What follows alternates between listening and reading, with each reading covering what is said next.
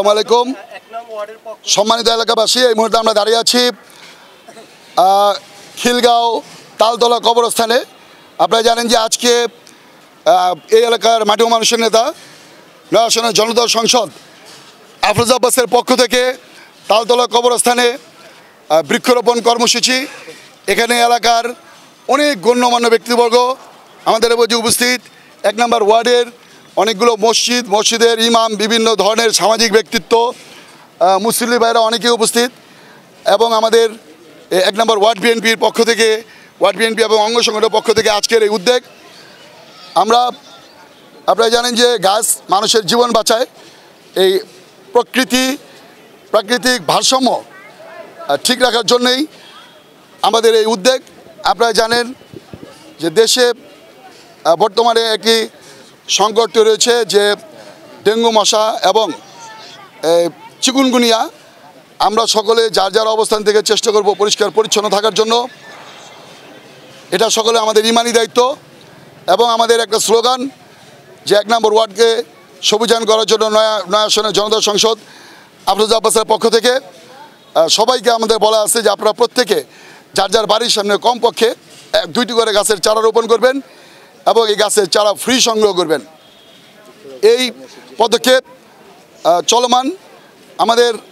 আপনারা জানেন যে আগামীর রাষ্ট্রনায়ক তারেক রহমান বিগত কিছুদিন আগে বগুড়াতে একটি বৃক্ষ নিয়ে শতবর্ষ একটি বৃক্ষ নিয়ে অনেক আফসোস করেছেন এবং বিভিন্ন ধরনের দিক নির্দেশনা দিয়েছেন। এবং আমাদের শহীদ প্রেসিডেন্ট জিয়াউর রহমান গাছকে ভালোবাসতেন। উনি বিভিন্ন সময় বিভিন্ন ধরনের সামাজিক কার্যক্রম করতেন এবং খাল খনন করেছেন, বৃক্ষরোপণ করেছেন এবং টেকনাফ থেকে তেঁতুলিয়া, রূপসা থেকে পাথুরিয়া বৃক্ষ রোপণ করে উনি সৌদি আরবে নিমের চারা লাগিয়েছেন এবং সেখানে নিম ট্রি বা জিয়া গাছ নামে পরিচিতি লাভ করেছে। এই ধারাবাহিকতা থেকে আমাদের এলাকার মাটি ও মানুষের নেতা জননেতা মির্জা আব্বাসের দিক নির্দেশনায় আফরোজ আব্বাসের পক্ষ থেকে আজকে আমাদের এই উদ্যোগ এবং এই তালতলা কবরস্থান মির্জা আব্বাস করেছেন। এখানে প্রচুর পরিমাণ গাছের প্রয়োজন। এখানে আসলে গাছের অনেক অভাব। আজকে এই পর্যায়ে আমাদের মাঝে উপস্থিত আমাদের আজকের প্রধান অতিথি খিলগাঁও তিলপাপাড়া জামে মসজিদের ইমাম এবং খতিব। ওনাকে আসলে যে আমাদের আজকে বৃক্ষরোপণ যে কর্মসূচি আফরোজ আব্বাসের পক্ষ থেকে এই প্রসঙ্গে কিছু বলার জন্য বিনীতভাবে অনুরোধ করছি। আল্লাহ তাআলার অশেষ মেহেরবানি। মানুষের জন্য বৃক্ষ অত্যন্ত জরুরি। সবুজায়ন এবং অক্সিজেনের জন্য অপরিহার্য একটি বিষয় হলো আমাদের এই বৃক্ষ। এবং এই বৃক্ষের মাঝে বিভিন্ন প্রজাতি রয়েছে যেটা মানুষের স্বাস্থ্যের জন্য খুবই উপকারী।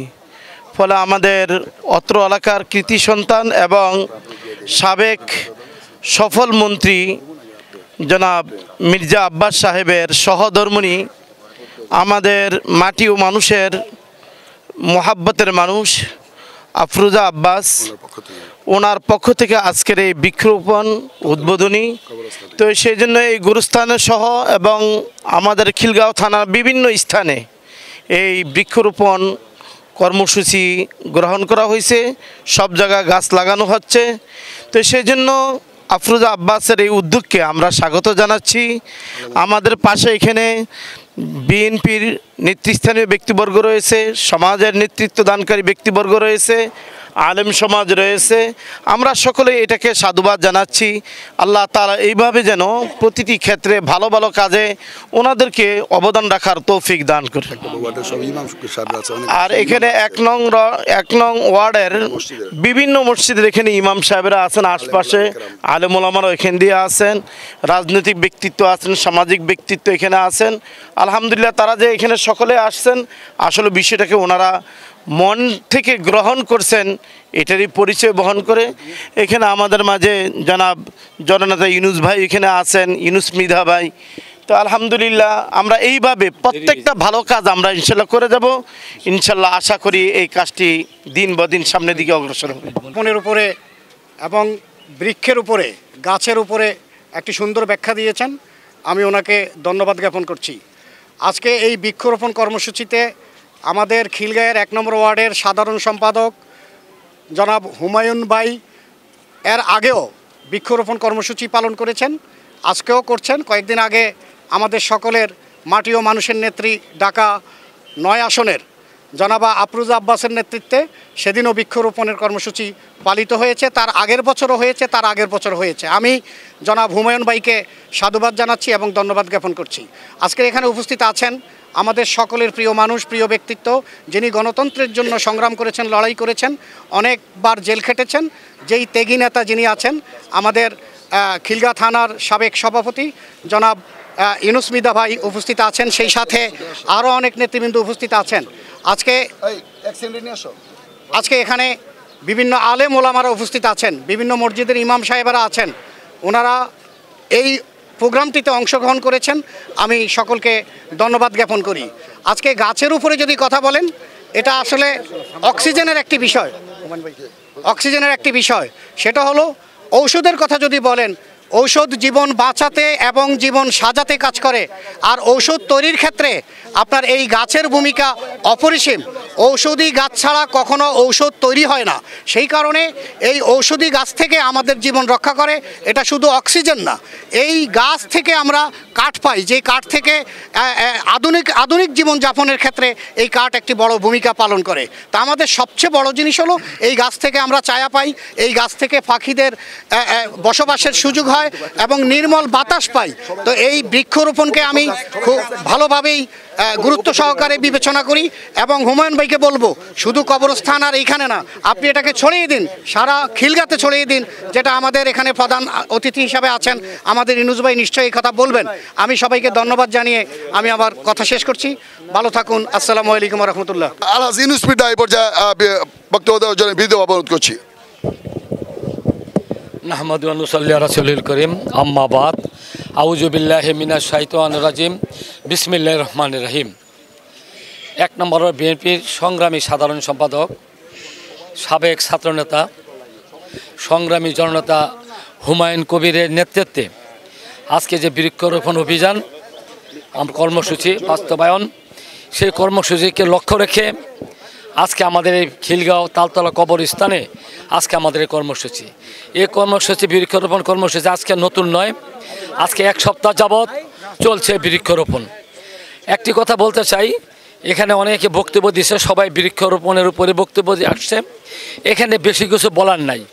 একটি কথা বলার হলো, আমাদের এই এলাকার অভিভাবক, এই এলাকার মাটি ও মানুষের সাথে যারা আত্মার সম্পর্ক, এই এলাকার সফল মেয়র ও সফল মন্ত্রী, সংগ্রামী জননেতা, বাংলাদেশ জাতীয়তাবাদী দল জাতীয় স্থায়ী কমিটির অন্যতম সদস্য, সংগ্রামী জননেতা মির্জা আব্বাসের দিক নির্দেশনায় এবং আমাদের অভিভাবক মিসেস আফরোজা আব্বাসের দিক নির্দেশনায় আজকে বৃক্ষরোপণ অভিযান চলছে। এখানে একটি কবরস্থানে, তালতলা কবরস্থানে আজকে বৃক্ষরোপণ চলবে, কার্যক্রম চলবে। এটা সরাসরি বললাম যে মির্জা আব্বাসের দিক নির্দেশনায়। আমার কাছে একটি কথা হলো, বিএনপি রাজনীতি করে জনগণের জন্য, বিএনপি রাজনীতি করে দেশের জন্য, বিএনপি রাজনীতি করতে সমাজের জন্য, বিএনপি রাজনীতি করে অর্থনৈতিক উন্নয়নের জন্য, বিএনপি রাজনীতি করে জনগণের সুখ সমৃদ্ধিশালী একটি জাতি প্রতিষ্ঠিত করার জন্য। আজকে সেই লক্ষ্যে আমরা প্রতিটা মুহূর্তে, আপনারা দেখেছেন এই এলাকায় মির্জা আব্বাস ভাইকে কোনো কিছু বলতে হয় না, মির্জা আব্বাস ভাইকে কিছু বলতে হয় না। তিনি কিন্তু আমাদের জন্য 500 শয্যার হাসপাতাল তৈরি করে দিয়েছেন, আমাদের জন্য শিশু পার্ক করেছে, খেলার মাঠ করেছে, এই বিশাল কবরস্থান করেছে। আমি সবটার সাথে সম্পৃক্ত ছিলাম, আমি জানি কত কষ্ট হয়েছে এই কবরস্থান করার জন্য, এখানে রাস্তাঘাট করার জন্য, এই হাসপাতাল করার জন্য। 500 শয্যার হাসপাতাল, কোনো জেলায় 500 শয্যার হাসপাতাল নাই আমাদের এখানে। এই করোনাকালে দেখেছি এই কবরস্থান কত জরুরি আমাদের জন্য ছিল, করোনাকালে দেখেছি এই 500 শয্যার হাসপাতাল কতটা জরুরি আমাদের জন্য ছিল। আজকে আমাদের রাজনীতি, মির্জা আব্বাসের ভাইয়ের রাজনীতি হলো, বিশেষ আফরোজা আব্বাসের রাজনীতি হলো জনগণের জন্য, দেশের জন্য, জাতির জন্য, এলাকার জন্য। তা আমি বলতে চাই, আজকের এই যে গাছ লাগাচ্ছি, এই গাছ লাগার কর্মসূচিটা জনগণ উপকৃত হবে, এটা থেকে অক্সিজেন আসবে, জনগণ উপকৃত হবে, সমাজ এবং এই সামাজিক ভারসাম্য রক্ষা করবে। তা আমরা আজকে বক্তব্য বাড়াবো না। আমাদের মাঝে উপস্থিত আছেন আমাদের এই জুন 2-এর ঢাকা সিটি কর্পোরেশনের জুন 2-এর মাননীয় নির্বাহী কর্মকর্তা, আমাদের প্রিয় জহির ভাই, আমাদের মাঝে ডাক দিলে যিনি আসেন, ওদিনকে আমরা গোরানের রাস্তা করার জন্য ডাক দিয়েছি, সেখানে তিনি চলে এসেছেন, ছুটে এসেছেন এবং সেটা সমস্যার সমাধান করার জন্য বাস্তব পদক্ষেপ নিয়েছে। আচ্ছা, আমাদের সবাইকে আমরা একমত যে ময়লা ডিপো সরাতে হবে, আমাদের সকলের দাবি এটা নাকি? বিসমিল্লাহির রহমানির রহিম। উপস্থিত বিভিন্ন পর্যায়ের নেতৃবৃন্দ এবং এলাকার মুরব্বীগণ, আসসালামু আলাইকুম।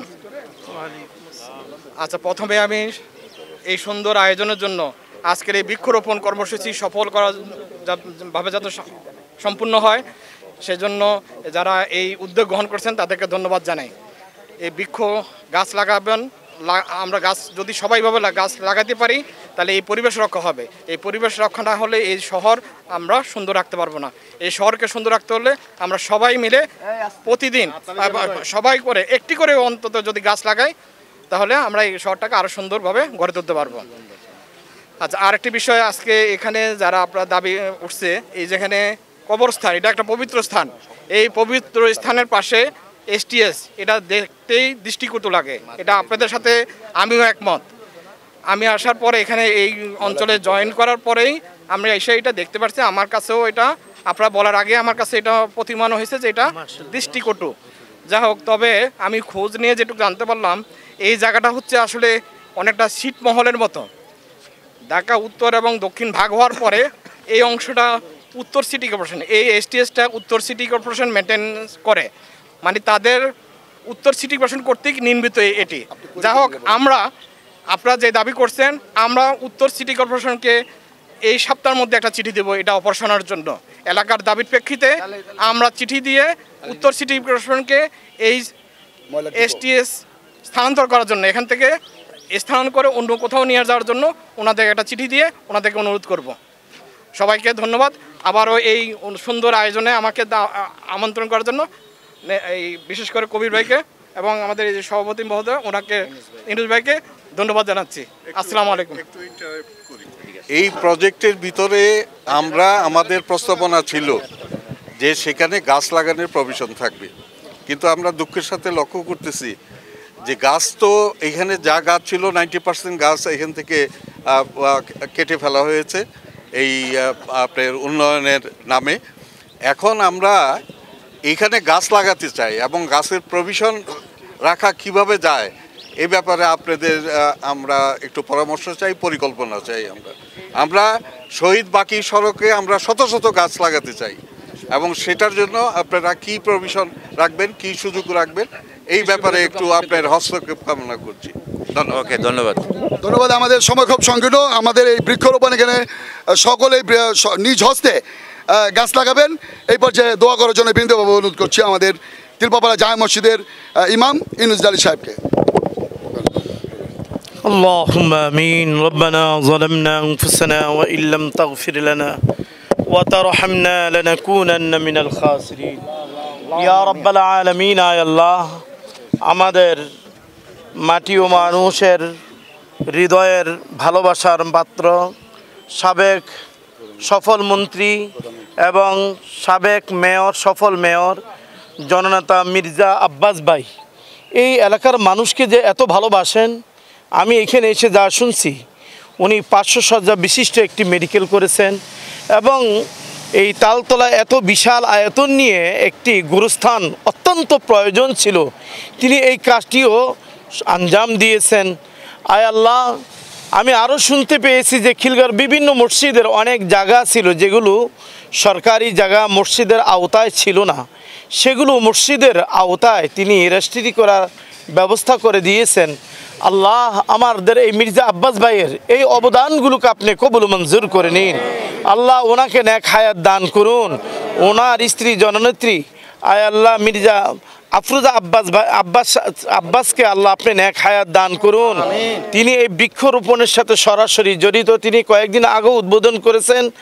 আল্লাহ, ওনার শারীরিক সকল প্রতিবন্ধকতা আপনি দূর করে দিন, সামাজিক ইসলামিক বিভিন্ন কাজ করে যাওয়ার তৌফিক দান করুন। আল্লাহ, বিএনপির বিশেষ করে সাবেক অতীতের কয়েকবার প্রধানমন্ত্রী জননেত্রী বেগম খালেদা জিয়া, আয় আল্লাহ অত্যন্ত অসুস্থ, দেশকে ভালোবাসছেন, জীবনের রিস্ক ছিল কিন্তু তারপরও মাথা নত করেন নাই। আপসহীন নেত্রী জননেত্রী বেগম খালেদা জিয়া আয় আল্লাহ দেশকে এত ভালোবাসছেন, জনগণকে ভালোবাসছেন। আয় আল্লাহ তার ছেলেদের উপরে নির্মম নির্যাতন হয়েছে, তারপরও তিনি দেশ ত্যাগ করেন নাই। আয় আল্লাহ আজ তিনি মুমূর্ষ অবস্থায় আছেন। আল্লাহ সাবেক প্রধানমন্ত্রীকে আপনি নেক হায়াত দান করুন, সুস্থ জীবন দান করুন, সুস্থ জীবন দান করুন। ওনার বাকি জীবনটা ইসলামের জন্য কবুল মঞ্জুর করে নিন। আল্লাহ এই গুরুস্থানে যারা শায়িত আছেন সবাইকে আপনি জান্নাতি হিসেবে কবুল মঞ্জুর করে নিন। আয় আল্লাহ জুলাইয়ের বিপ্লবে যারা শহীদ হয়েছেন সবাইকে জান্নাতি হিসেবে কবুল মঞ্জুর করে নিন। আজকের এই আয়োজক যারা আছেন আল্লাহ তাদেরকে নেক হায়াত দান করুন। আল্লাহ বিএনপির কর্ণধার বর্তমান তারেক জিয়া আয় আল্লাহ তাকেও আপনি নেক হায়াত দান করুন, দূরদর্শিতা দান করুন, দেশ ও জনগণের জন্য নিজের জীবনকে উৎসর্গ করার তৌফিক দান করুন। রব্বানা তাকাব্বাল মিন্না ইন্নাকা আনতাস সামিউল আলিম ওয়া তুব আলাইনা ইন্নাকা আনতাত তাওয়াবুর রহিম বিরহমাতিকা ইয়া আরহামার রাহিমিন।